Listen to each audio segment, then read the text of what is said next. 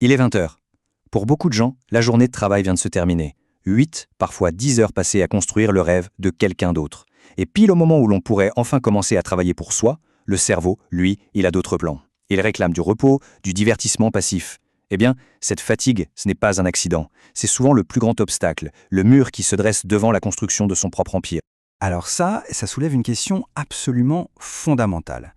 Comment est-ce possible que des millions de personnes se lèvent tôt, travaillent sans relâche et finissent pourtant leur vie avec si peu pour le prouver? La réponse, ce n'est pas un manque de travail, non. C'est un cycle invisible qui les piège. Et ce cycle, il commence chaque soir, aux alentours de 20 heures. Plongeons tout de suite dans ce premier concept. On pourrait l'appeler la roue de hamster de 20 heures. C'est une routine qui a l'air d'être du repos, mais qui en réalité maintient les gens exactement au même endroit. L'image du hamster est simple, mais elle est brutale. Il court, il dépense une énergie folle, mais sa cage, elle n'avance pas d'1 centimètre. C'est exactement ce qui se passe quand toute l'énergie de la journée est dépensée pour un employeur, sans rien laisser pour sa propre progression. L'effort est au maximum, mais l'avancement personnel, lui, est à 0. Et ce sentiment, on le connaît tous. Cet épuisement mental et physique qui pousse à s'effondrer sur le canapé. On se dit, c'est bon, je l'ai bien mérité. Mais ce qu'on voit comme un repos mérité, ça peut aussi être une forme de reddition inconsciente. C'est le moment précis où le contrôle sur son avenir est échangé contre un soulagement immédiat. Allons un peu plus loin, avec une métaphore vraiment puissante qui révèle le coût à long terme de cette habitude. Ça concerne le choix fondamental entre consommer l'instant présent et, au contraire, investir pour l'avenir. Jack Ma a mis le doigt sur quelque chose d'essentiel ici. L'énergie et le temps qui reste après le travail, ce ne sont pas juste des miettes. C'est une graine, une ressource hyper précieuse qui contient le potentiel de tout un futur. La manière dont cette graine est utilisée chaque soir détermine l'arbre qu'on récoltera plus tard. Et ça nous mène à 2 chemins complètement différents. D'un côté, manger la graine, c'est la gratification facile, le confort immédiat qui ne produit rien pour le lendemain. Et de l'autre, planter la graine, ça représente l'effort, un peu inconfortable aujourd'hui, mais pour la liberté de demain. C'est vraiment le choix entre la survie à court terme et la construction à long terme.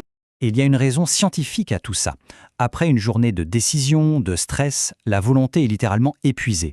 Le cortex préfrontal, la partie du cerveau qui planifie l'avenir, se met en quelque sorte en veille.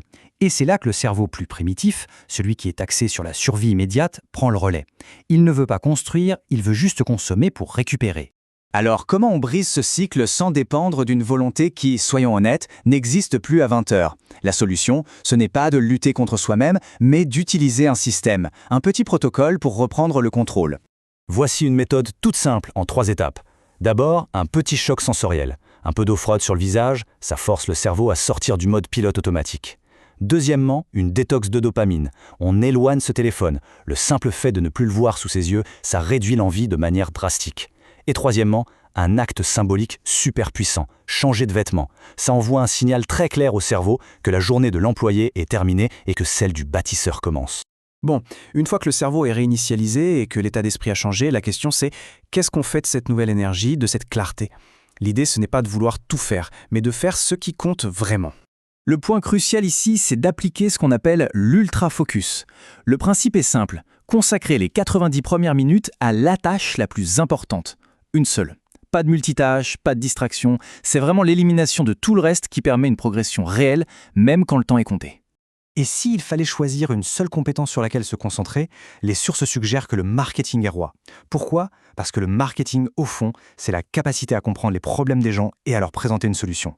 C'est la compétence qui est la plus directement connectée à la création de valeur et donc à la génération de revenus. Ok, passons maintenant des tactiques à la fondation psychologique, parce que sans le bon état d'esprit, aucune stratégie ne peut tenir sur le long terme. C'est toute la différence entre survivre et bâtir. S'il y a une seule habitude mentale à éliminer, c'est bien celle-ci. Le blâme. Rejeter la faute sur le gouvernement, sur son patron, sur l'économie, c'est le moyen le plus sûr de rester coincé, parce que ça place la personne dans une position de victime impuissante. Cette citation, elle résume absolument tout. Le blâme, c'est une abdication de sa responsabilité.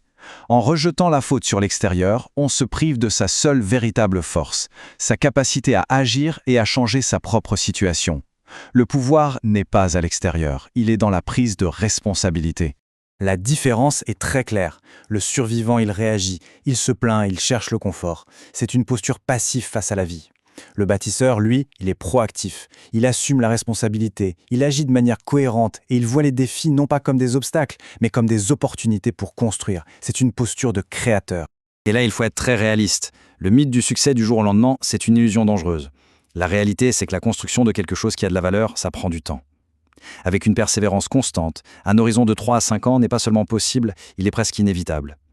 La patience, ce n'est pas attendre passivement. C'est une confiance active dans le processus de construction, brique par brique, nuit après nuit. Finalement, tout se résume à cette simple question. Chaque soir offre le même choix. Un choix qui peut paraître petit aujourd'hui, mais dont l'accumulation va définir toute une vie. Alors, ce soir, est-ce que la graine du potentiel sera consommée pour un confort éphémère ou est-ce qu'elle sera plantée pour faire pousser la forêt de l'avenir ?